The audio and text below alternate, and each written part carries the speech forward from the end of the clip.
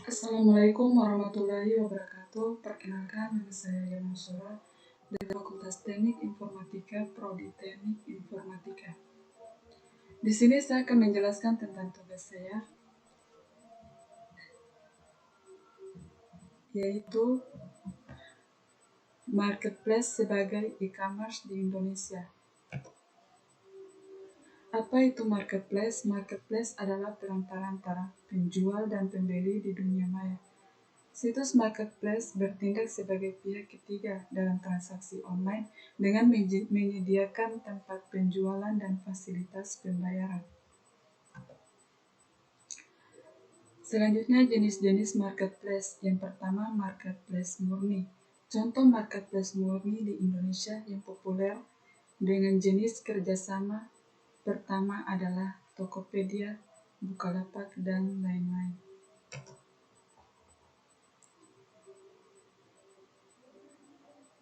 Selanjutnya, marketplace konsinyasi. Salah satu contoh marketplace yang menyediakan kerjasama konsinyasi adalah Zalora.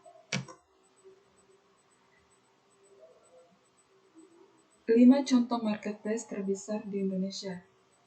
Persaingan marketplace di Indonesia semakin ketat. Pemain-pemain baru dan lama perlu bersaing untuk merebut konsumen Indonesia. Selanjutnya, Tokopedia. Tokopedia adalah marketplace yang didirikan oleh William Tauja pada Februari 2009. Selanjutnya, Bukalapak. Di posisi kedua ada Bukalapak yang juga menyandang gelar startup unicorn seperti Tokopedia. Selanjutnya, Shopee. Shopee adalah marketplace asal Singapura yang sejak 2015 mulai mengoperasikan pasar Asia Tenggara.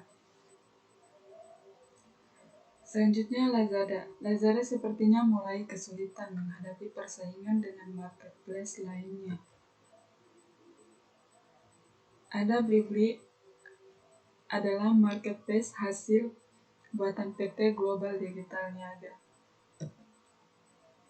Selanjutnya, prinsip kepuasan pelanggan guna meningkatkan jumlah penjualan pada e-commerce. Yang pertama, prinsip dasar kepuasan pelanggan.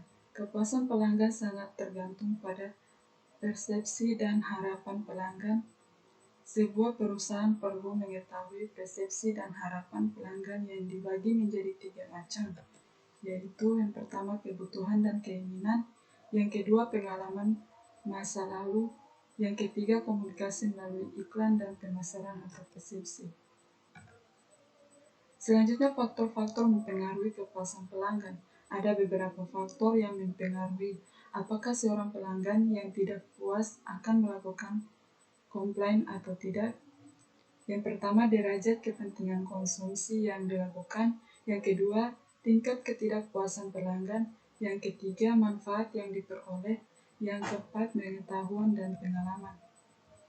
Tentunya e-commerce sebagai solusi pemesanan bagi usaha mikro kecil dan menengah atau disebut UMKM. Pemesanan masih menjadi kendala utama yang dihadapi usaha kecil dan menengah.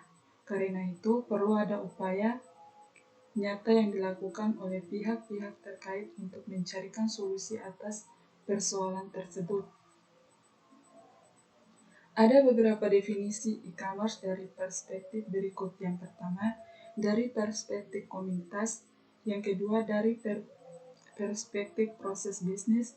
Yang ketiga, dari perspektif layanan. Yang keempat, dari perspektif online. Selanjutnya, implementasi e-commerce sebagai media penjualan online. Dunia teknologi informasi yang semakin maju dan pesat dari waktu ke waktu sudah terasa dampaknya oleh sebagian besar masyarakat dari yang sederhana menjadi modern dan serba cepat, sehingga berdampak pada perilaku informasi dalam segala bidang. Selanjutnya, komponen e-commerce. Ada beberapa kelebihan yang dimiliki e-commerce dan tidak dimiliki oleh transaksi bisnis yang dilakukan secara offline. Beberapa hal tersebut adalah sebagai berikut. Yang pertama, produk tempat. Yang kedua, menjual produk. Yang ketiga, cara menerima pesanan. Yang keempat, cara pembayaran. Yang kelima, customer service. Ada juga sistem pendukung penerapan. E-commerce, yang pertama open source, yang kedua MySQL, yang ketiga OpenCart. Mungkin itu saja yang saya sampaikan. Wabillahi taufiq wal hidayah. Wassalamualaikum warahmatullahi wabarakatuh.